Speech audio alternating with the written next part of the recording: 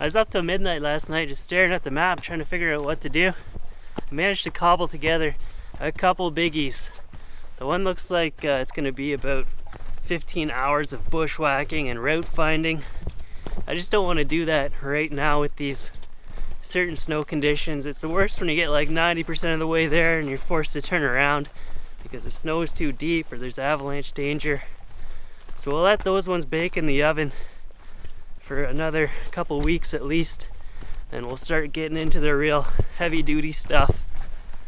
So I downloaded this track off Steven Song's website to Daybreak Peak, and it looks like a good hike, maybe like 3 kilometers of bushwhacking. He did it this time of year as well, so there's a high chance that I'll be able to make it to the summit.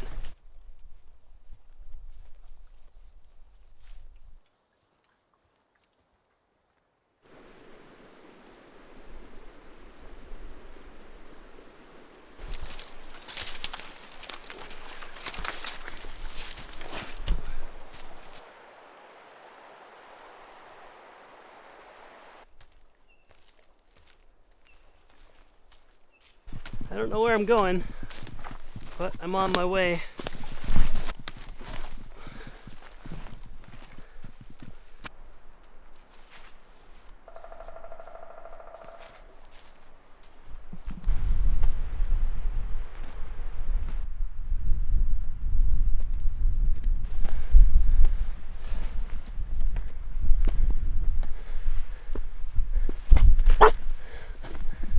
I wish I could have a dog to do summits with. It is like super rare to meet someone on a mountain like this. They were kind of surprised to see me too. But it sounded like they're locals. They had lots of good road ideas in the area. And they confirmed that it's a little early to do Rush Me Yet right now.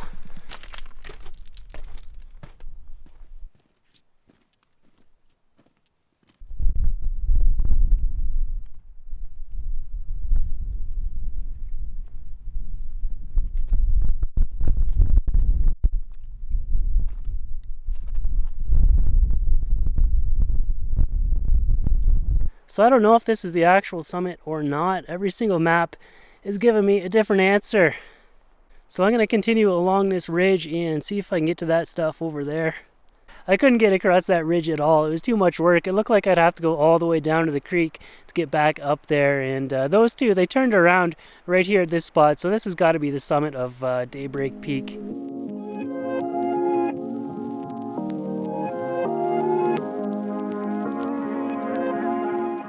Proper mountaineering dog. Yeah, I mean, I have to make sure she's careful on some things, but she's a very cautious dog. Yeah, she's summited a few 11,000ers and done big glaciated ski traps and all kinds of good stuff. Descended technical canyons on rope.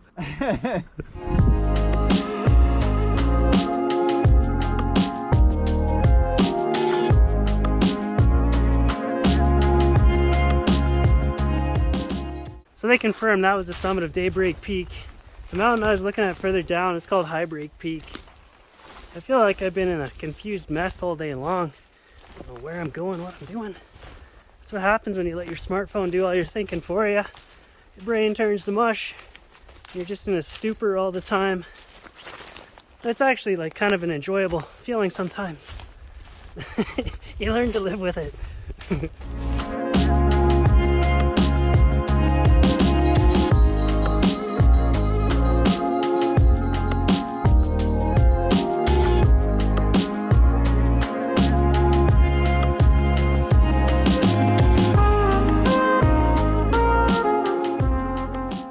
Bears in the backcountry just don't exist. They all hang out in the parking lots. And the reason that one is sitting right there, there's 2 cubs up in the tree.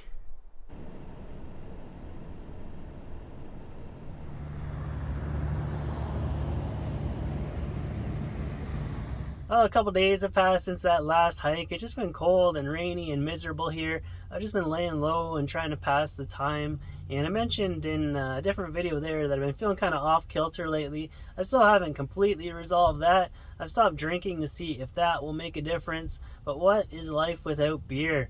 But yeah, I'm feeling half decent, and the forecast tomorrow looks good, so I've cobbled together a route north of here near Grand Cache. It just involves a river crossing on the Smoky River that I'm going to try to use my raft on.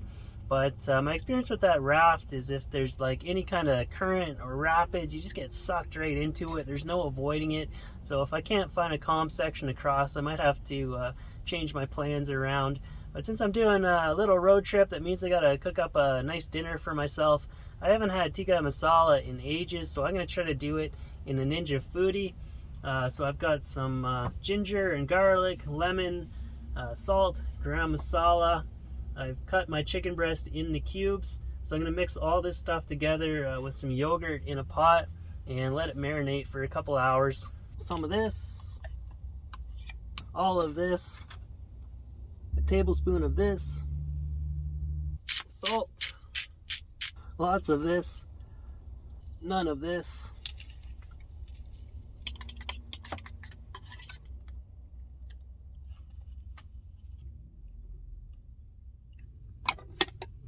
And into the fridge.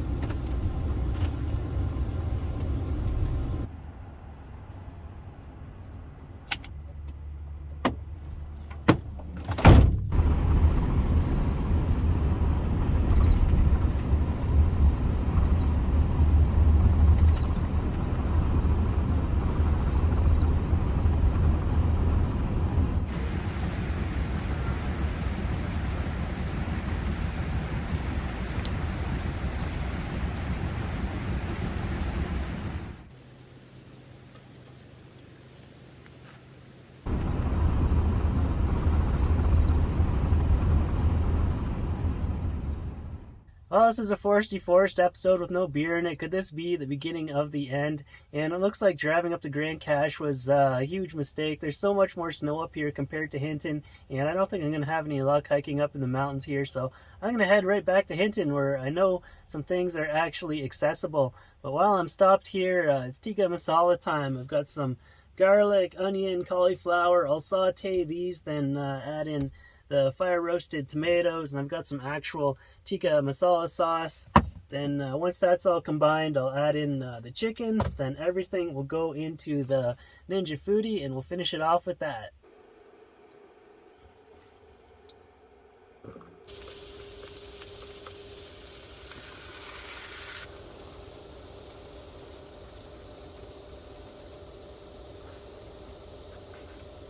Well, if you're paying close attention, you'll notice I made a mistake in my normal routine of how I do things. I normally do my high electricity cooking before my road trips, but when I get to my destination, I got a fully topped up battery again, so this kind of works out that I'm heading back to Hinton tonight.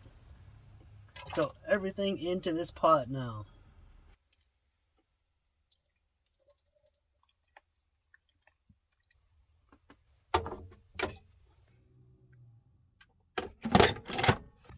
Pressure cook, high, 10 minutes, go.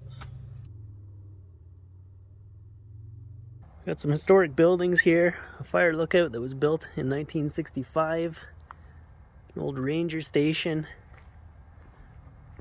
and another fire lookout. It says they brought this one down by helicopter.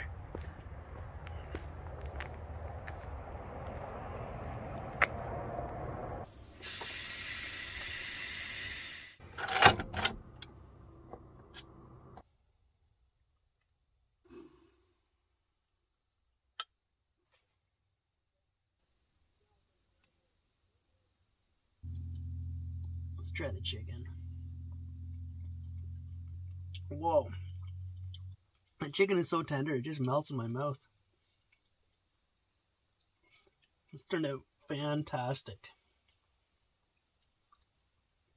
Alright, I'm going to finish up this delicious meal here, then head back to Hinton, and I'll see you tomorrow morning for a good hike.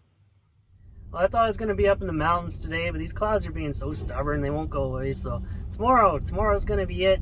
But I would like to wrap up this video today, so I'm just going to go over all my camera gear. In the past, I just used my smartphone alone. It did a pretty good job of it, And all these phones coming out nowadays, they have like 20 cameras built in, your ultra wide, main, and telephoto, and no one ever complained about the video quality on my channel.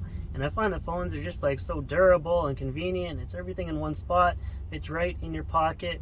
I would have continued to use my phone, but I just had one issue with it, and that was finding a good external microphone with a dead cat on there. This thing reminds me of Tom Scott. This is a Shure MV88 Plus, and I had so many connection issues with this thing. I got so frustrated that it drove me to buy an actual point-and-shoot camera with the built-in microphone jack. This is the Sony RX107, and it really is a noticeable jump up in video quality, the clarity and dynamic range, and having that full 10 times optical zoom on there is nice. I find it is a bit narrow sometimes if I'm trying to capture like an entire canyon or mountain. I just can't squeeze it all in the frame. And when I'm in selfie mode, it's a lot closer to my face. I don't like those extreme close-up on faces. It just makes me uncomfortable. I also don't like showing myself eating on camera. It's awkward. I try to keep it to one bite and cut and scene onto the next thing. For the ultra wide, I have this GoPro Hero 8 Black. I had I think a Hero 4 or 5 before this, and it was so glitchy. I had so many errors. I'd lose files, and I had to like factory reset it every other week. So I was really hesitant to buy another one of their products, but this Hero 8 has been solid. It works great, and I love the built-in features of like the time lapses and the time warps where I'm hiking down the trail in like high speed. It's pretty cool. But I need to get another one of these quick release brackets for it so that I can just pop it on my tripod when I need to use it, and that would solve that issue that I talked about earlier. But yeah, I was just so hesitant to buy an actual point-and-shoot camera because the nature of hiking and biking is just so rough, and these things are so delicate. You should see what my tripod looks like, so I'm trying to be extra careful with this thing. I carry it around in this fanny pack here, and it seems to do a good job of protecting it. And an added benefit to carrying an actual camera is that before, when I was doing everything on the smartphone, the video work and the GPS, it would just eat up the battery life so fast that I had to carry an external battery bank to charge it up. And my drone, this is a DJI Mavic Air 2. I had the Air 1 before this. It was a lot smaller, but the battery life was also a lot shorter on that one. And also with that one, every time that I wanted to take off, I had to do this dance. You have to spin around in circles to calibrate the compass, and they seem to have resolved that issue with this one. This one just takes off as soon as you get the GPS lock on it. But yeah, this one's a lot bigger. It takes up a lot of room in my backpack, but it works good. The video quality is good. I don't use the auto tracking features that much. I've tried once on my bike, and it slammed into a tree. They don't work very good. I tend to use it in manual mode. I've also got this media mod for the GoPro. I don't think this microphone is any better, but it does have the external jack on there that I've been using with my Rode Video Micro.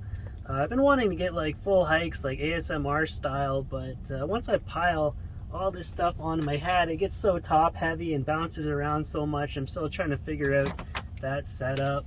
These dead cats will still only add so much protection against the wind, though. A little behind the scenes trivia about this video specifically: that commentary that I did on top of Daybreak Peak didn't happen on top of Daybreak Peak. I had to record that much later on when I was down in the trees and out of the wind. So I don't know if this is the actual summit or not. Every single map is giving me a different answer. I try to record everything at 24 FPS, except for my phone will only do 30, so it doesn't quite completely match up. And then I edit everything in iMovie. It's a simple program, but I find it does everything that I need, and I see no reason to upgrade from that. Well, I think that's just about everything. If you have any questions, let me know, and I will try to answer. And hopefully the next time I see you, I'll be out on a hike. So thanks for watching, and thank you to Patreon supporters, and I'll see you in the next one.